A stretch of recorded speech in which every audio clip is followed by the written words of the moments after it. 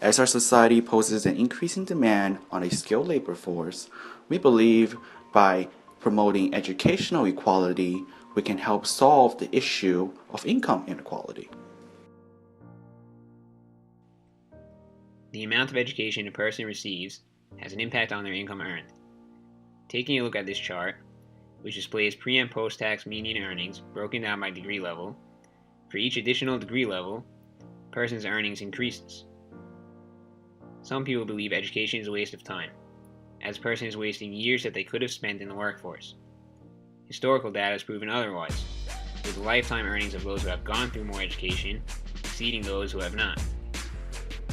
Looking at the top paying professions by median income, the majority of such occupations require a significant amount of education.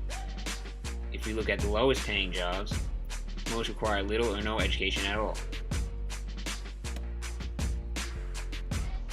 The amount of resources and money can affect the quality and experience of one's education.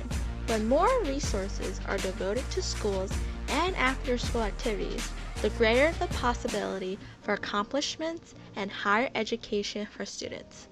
It is found that when schools are given more funding, they tend to give students a better education. The most obvious results of these benefits can be seen in poorer families where money and resources are harder to obtain. The United States spent an average of $553 billion on elementary and secondary education in 2006 to 2007, where an average of $9,266 was spent per pupil in schools. Poorer districts are sent additional money and resources, but this doesn't mean that money is wasted when students don't show the same results as affluent districts. It's not about how much money is spent. It's more important to find the optimal way to spend it. Better education can only be achieved if there is more resources available and are allocated efficiently. An important factor in determining the quality of one's education is one's place of residence. For example, we can take a look at the zoned school of PS6 in Upper East Side and PS76 in Harlem. Looking at student performances on the state standard exams, we can clearly see that PS6 is outperforming PS76, which is somewhat to be expected. As we can see from their average income, the Upper East Side is clearly the more affluent of the two neighborhoods. All sorts of high-quality resources tend to be pooled at an affluent neighborhood, as there are more residents there willing and able to spend on such resources. So it is not surprising that PS6 was able to outperform PS76, as PS6 resides in a more affluent neighborhood and therefore has access to better educational resources. Naturally, lower-income families seeking a better education would attempt to move into these affluent neighborhoods, but they won't be able to due to the great difference in rent and housing prices. If we can promote affordable housing and the removal of zoning in these neighborhoods, we will be able to provide access to lower-income families and therefore access into these neighborhoods better educational resources. Doing so will provide lower-income families a better chance at securing a well-paying job in the future, therefore securing their social mobilization and closing the income gap. The United States spends $809.6 billion on education.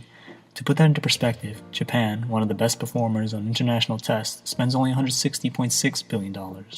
Finland, heralded as the top performer in nearly every education metric, spends $10 billion. What does that translate to?